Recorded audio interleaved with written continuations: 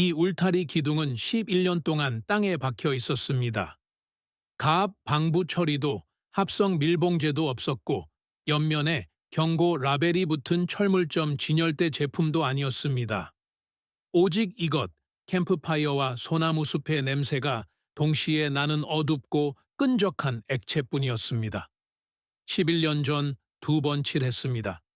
땅에서 뽑아 아래쪽을 보세요. 썩은 곳도, 물러진 곳도, 부서진 곳도 없는 단단한 나무입니다. $1의 재료비와 어느 오후 한때의 작업이면 충분했습니다. 11년의 젖은 흙과 동결 융해 사이클도 이 나무를 건드리지 못했습니다. 저는 이것이 아무도 모르는 잃어버린 고대 비밀이라고 말하려는 것이 아닙니다. 지금 이 순간에도 여러분의 집 근처 철물점 진열대, 보통 헛간용 페인트 근처에 놓여 있습니다. 대부분의 사람들은 이것이 실제로 무엇을 하는지, 용도가 무엇인지 모른 채 그냥 지나칩니다. 소나무 타르, 진짜 바이킹의 방식입니다. 그리고 이것이 작동하는 이유는 이해하고 나면 솔직히 아름답기까지 합니다. 그러니 직접 보여드리겠습니다. 여러분은 이미 이 냄새를 알고 있습니다. 더운 여름날 소나무 숲을 지나가며 공기 중에서 느껴지는 그 깊고 따뜻하며 송진 섞인 향기를 맡아보셨을 겁니다. 그것과 같은 화합물입니다. 나무는 수분에 저항하고 곤충을 쫓고 내부에서부터 균에 의한 부패와 싸우기 위해 이를 자연적으로 만들어냅니다. 소나무 타르는 그러한 보호용 송진을 추출하여 더 이상 살아있는 나무가 이를 만들어내지 못하는 절단된 목자에 다시 넣어주는 역할을 합니다. 겉면에 코팅을 하는 것이 아닙니다. 목재의 섬유 속으로 스며들어 나무가 살아있을 때 가졌던 것과 동일한 화학 작용으로 다시 채워 넣는 것입니다. 이것이 소나무 타르와 칠하는 밀봉제의 차이입니다. 밀봉제는 표면 위에 머무르며 갈라지고 벗겨지기만을 기다리는 장벽입니다. 소나무 타르는 복원된 나무 자체의 방어 시스템입니다. 그리고 이 부분은 생각할 때마다 저를 놀라게 합니다. 11세기와 12세기에 지어진 노르웨이의 스타브 교회는 석조 기초 없이 순수하게 나무로만 지어진 건축물임에도 오늘날까지 여전히 서 있습니다. 외부 표면은 소나무 타르로 칠해져 있습니다. 현존하는 가장 오래된 교회는 서기 1130년경부터 서 있었습니다. 900년입니다. 혹독한 북유럽의 겨울, 무거운 적설량에도 나무는 여전히 그 자리에 있습니다. 이것은 단순한 홍보용 제품이 아닙니다. 직접 방문할 수 있는 건물입니다. 이 역사는 대부분의 사람들이 예상하는 것보다 훨씬 더 과거로 거슬러 올라갑니다. 스웨덴 웁살라 근처의 고고학자들은 방사성 탄소 연대 측정 결과 기원전 540년으로 거슬러 올라가는 소나무 타르 생산 구덩이를 발견했습니다. 바이킹 시대가 아니라 그보다 500년 전입니다. 바이킹들이 배를 건조할 무렵 타르 생산은 이미 연구자들이 산업적 규모라고 묘사할 정도로 확장되어 있었습니다. 서기 680년에서 900년 사이에 대규모 가마터에서는 한 번의 연소로 50발럴 80갤런의 타르를 생산할 수 있었습니다. 그리고 현재의 독일 북부인 헤데비의 바이킹 항구에서 고고학자들은 타르 단지가 아니라 타르를 바르는 도구인 90개 이상의 타르 붓을 발견했습니다. 그들은 현대의 조선소가 선박을 다시 물에 띄우기 전에 반고 페인트를 칠하는 것과 같은 방식으로 정기적인 일정에 따라 배와 밧줄, 리깅, 그리고 목조 건물들을 관리하고 있었습니다. 1600년대에 이르러 스톡홀름 타르는 스웨덴에서 세 번째로 가치 있는 수출품이 되었습니다. 영국 왕립 해군은 이를 기반으로 운영되었습니다. 미국 정착민들은 남동부의 소나무 숲에서 이를 공급했습니다. 송지는 노스캐롤라이나 경제에 너무나 깊이 뿌리박혀 주민들에게 타르 힐 tar heels이라는 별명이 붙었고 그것이 굳어졌습니다. 그것은 틈새 공예가 아니었습니다. 그 시대의 석유였습니다. 그러다 합성 목재 보존제가 등장했습니다. 가압 처리 목재, 화학 밀봉제, 석유 기반 스테인 등입니다.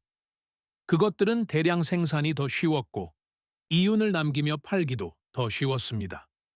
소나무 타르가 실제로 어떤 역할을 하는지, 어떻게 적절히 사용하는지에 대한 지식은 더 이상 전수되지 않았습니다. 효과가 없어서가 아니라 사업 모델로 만들기에는 너무 저렴하고 간단했기 때문입니다. 그것으로 처리된 건물들은 여전히 서 있습니다. 지식은 스스로 돌아올 길을 찾아야 했습니다. 여기 재료 목록이 있습니다. 정말 이게 전부입니다. 소나무 타르. 아마존에서 genuine pin 타르를 검색하면 아우손이나 Sage Restoration 같은 브랜드가 나옵니다. 아니면 농업용품점의 헛간용 페인트 근처를 확인해 보세요. 500ml 캔 하나에 8-12달러 정도 하며 50대 50 혼합 비율로 꽤 많은 양의 나무를 처리할 수 있습니다. 울타리 기둥, 도구 손잡이, 정원 창고 또는 화단 프레임의 경우 캔 하나로 충분히 작업할 수 있습니다. 정제된 아마인유. 일반 페인트 코너에 있는 끓인 아마인유가 아닙니다. 천연 목재의 마감용으로 판매되는 정제된 아마인유입니다. 작은 병 하나에 4-6달러 정도 합니다. 아마인유는 타르를 묽게 만들어 표면에 머물지 않고 목재 섬유 깊숙이 침투하게 도와줍니다. 정제되지 않은 제품으로 대체하지 마세요. 나무 안에서 산패하여 경화를 방해할 수 있습니다. 빳빳한 솔붓. 아마 어딘가에 하나쯤 있을 겁니다. 그게 전부입니다. 3달러 버전이라는 것은 한 프로젝트에 2 용기에서 사용하는 소량의 비용을 말합니다. 울타리 기둥 하나나 도구 손잡이 세트에 드는 총 재료비는 3달러 미만입니다. 간단하죠? 작업 방법은 이렇습니다. 소나무 타르와 정제된 아마인유를 50:50 비율로 섞으세요. 같은 양을 넣고 잘 저어줍니다. 이제 대부분의 지침에서 생략하는 중요한 부분이 있습니다. 따뜻하게 해서 바르세요. 용기를 따뜻한 물에 20분 동안 담가 두거나 라디에이터 위에서 부드럽게 드세요. 따뜻한 타르는 마치 원래 그 자리에 있어야 했던 것처럼 나무 속으로 흘러 들어갑니다. 차가운 타르는 걸쭉하고 시럽 같아서 표면 근처에만 머뭅니다. 차갑게 바를 때와 따뜻하게 바를 때의 침투력 차이는 매번 20분을 더 투자할 가치가 있을 만큼 큽니다. 건조된 생나무에만 바르세요. 기존의 합성 코팅, 페인트, 바니쉬, 폴리우레탄 등이 있다면 먼저 벗겨내야 합니다. 타르는 오래된 마감자에 위에 앉아 있는 것이 아니라 나무에 닿아야 합니다. 빳빳한 솔붓으로 혼합물을 칠하며 나뭇결 속으로 밀어 넣으세요. 표면에 페인트를 칠하는 것이 아닙니다. 재료의 처방을 마사지하는 것입니다. 압력을 가하세요. 문질러 넣으세요. 얇게 한번 칠하십시오. 몇 시간 동안 스며들게 두세요. 그런 다음 표면이 굳기 전에 겉에 남아있는 여분의 양을 닦아내세요. 이제 직접 해보기 전까지는 아무도 말해주지 않는 부분이 있습니다. 경험해보기 전에는 정말 설명하기 힘들 정도로 깊은 만족감을 줍니다. 따뜻한 소나무 타르의 향기, 풍부하고 송진 향이 나며 약간 스모키한 숲과 벽난로 냄새가 동시에 나는 그 향기가 작업하는 동안 주변 공간을 채웁니다. 붓질은 느리고 신중하며 작업하면서 나무가 변하는 것을 볼 수 있습니다. 창백하거나 회색빛이던 나뭇결이 당신의 손 바로 아래에서 따뜻한 호박색 갈색으로 변하며 타르를 빨아들입니다. 이것을 한번 해본 사람들은 처리할 나무를 더 찾아다니게 됩니다. 판매용 멘트가 아닙니다. 그냥 일관되게 일어나는 현상입니다. 48-72시간 동안 건조시킨 후 같은 방법으로 2번째 코트를 바르세요. 울타리 기둥, 기초, 화단 모서리 등 땅에 닿는 모든 것에는 최소 2번은 발라야 합니다.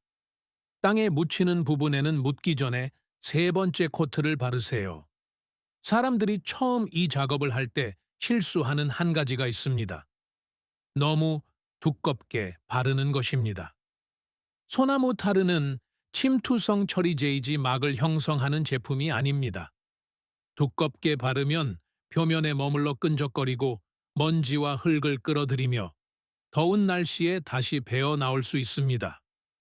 완전히 흡수된 얇은 층이 핵심입니다. 24시간 후에도 여전히 끈적거린다면 너무 많이 바른 것입니다. 여분을 닦아내고 기다리세요. 스며든 것이 일을 하는 것이지 위에 남은 것은 그저 지저분할 뿐입니다. 솔직히 말씀드리면 직사광선과 거센 비를 맞는 실외 목재는 3년마다 보수해 주는 것이 좋습니다. 처리가 실패해서가 아닙니다. 처음 섬유 깊숙이 침투한 송지는 여전히 그곳에 있습니다. 당신이 보수하는 것은 날씨 때문에 점차 소모되는 표면층입니다. 도구 손잡이, 실내 목재, 비바람을 피하는 물건 등 보호된 환경에 있는 것들은 제대로 한 번만 처리하면 전혀 신경 쓰지 않아도 수년 동안 유지됩니다. 노르웨이의 스타브 교회들도 유지 보수 일정에 따라 다시 타르를 칠합니다. 그것은 실패가 아닙니다. 900년 된 목조 건물을 위한 유지 보수 규약입니다. 그 일을 해내는 재료는 붓 한 자루와 소나무 타르 한 캔입니다. 이 일에 대해 계속 생각하게 만드는 점은 이것이 얼마나 오래전으로 거슬러 올라가는지, 그리고 얼마나 많은 사람들이 독립적으로 이를 발견했는지 하는 것입니다. 스웨덴의 켈트족 철기 제작자들은 바이킹이 배를 한 척도 띄우기 500년 전부터 뿌리 구덩이에서 소나무 타르를 구워내고 있었습니다.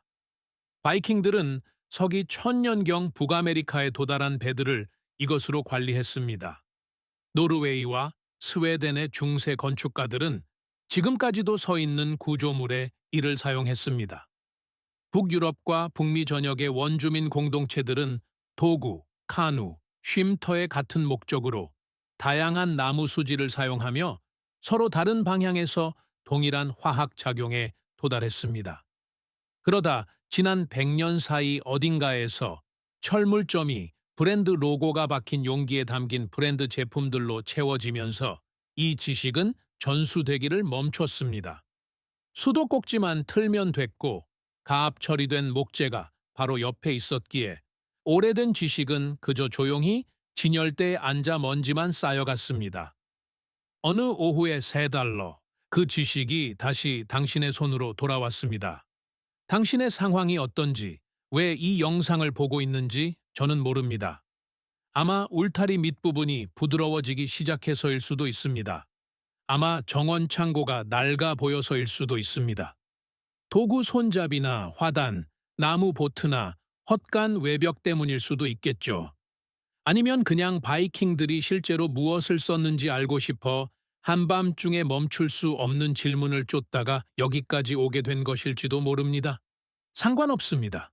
어느 쪽이든 효과는 확실하니까요. 이제 당신은 방법을 알았습니다.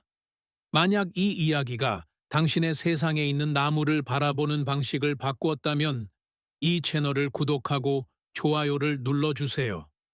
우리는 그들이 묻으려 했던 역사를 발굴하고 있습니다. 미래의 씨앗을 심으세요.